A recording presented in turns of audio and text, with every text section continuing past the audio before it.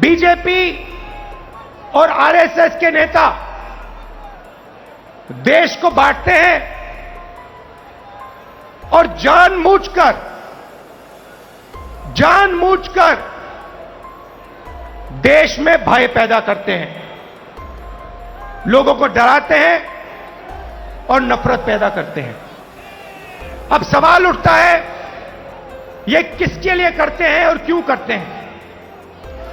फायदा, इस डर का, इस नफरत का फायदा किसको मिल रहा है? भाई और बहनों, क्या इस डर का फायदा, नफरत का फायदा हिंदुस्तान के गरीब आदमी को मिल रहा है?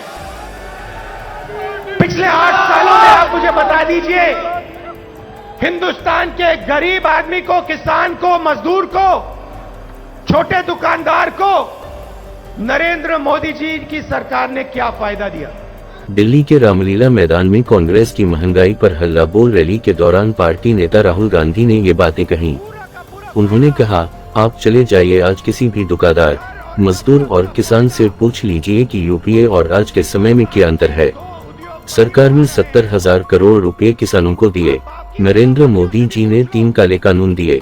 मजदूरों के लिए यूपीए मनरेगा दिया। मोदी जी ने संसद में मनरेगा को लिए बोला ये बेकार है। आज उन्हें मनरेगा देना पड़ रहा है। हम जमीन अधिग्रहण कानून लाए और मोदी जी ने पहला काम उसे हटाने का काम किया। करोड़ों लोगों को हमने गरीबी से निकाला। मनरेगा, कर्जा माफी जैसे तरीकों से हमने लोगों को गरीबी से निकाला। हिंदुस्तान में नरेंद्र मोदी जी नफरत फैला रहे हैं। फायदा देश के दुश्मनों को होगा, चीन को होगा, पाकिस्तान को होगा। हिंदुस्तान में जितनी भी नफरत और डर फैलेगा, उतना हिंदुस्तान कमजोर किया। पिछले 8 सालों में नरेंद्र मोदी जी ने देश को खत्म करने का काम किया। बेरोजगारी और महंगाई पर वार करते हुए राहुल गांधी ने कहा, आपको आज जो बेरोजगारी दिख रही है, वो आने वाले समय में और बढ़ेगी। आपको एक तरफ बेरोजगारी की चोट लग रही है और दूसरी तरफ महंगाई की। 2 सफर एक 4 में सिलेंडर 410 रुपए का था, आज 1050 रुपए का है। पेट्रोल 70 रुपए प्रति लीटर पर था, आज तकरीबन 100 रुपए प्रति लीटर है। डीजल 55 रुपए प्रति लीटर था, लेकिन आज 90 रुपए प्रति लीटर है। सरसों का तेल 90 प्रति लीटर बिक रहा था, आज ये 200 रुपए प्रति लीटर बिक रहा है। हिंदुस्तान में आम नागरिक बहुत मुश्किल में हैं। लोग बहुत दर्द सह रहे हैं। जब विपक्ष इन बातों को संसद में उठाना चाहता है, तब मोदी सरकार विपक्ष को संसद में बोलने नहीं देती।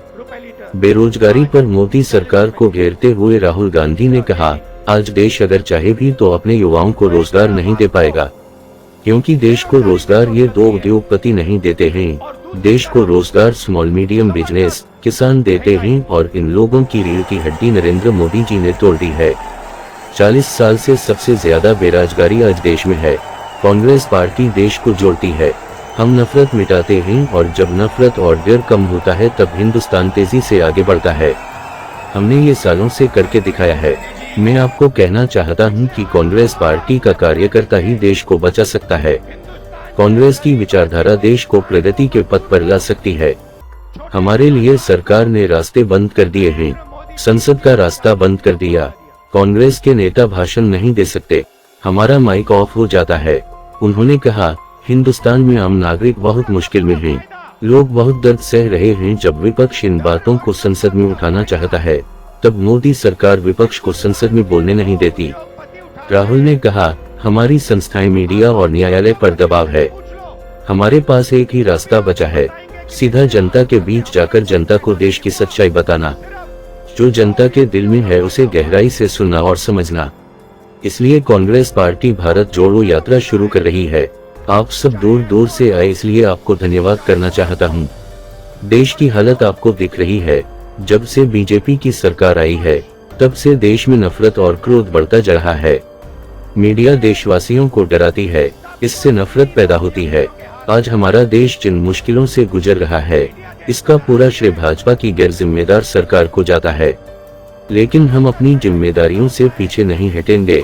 आम जनता का साथ निभाएंगे, उनकी आवाज बुलंद करेंगे।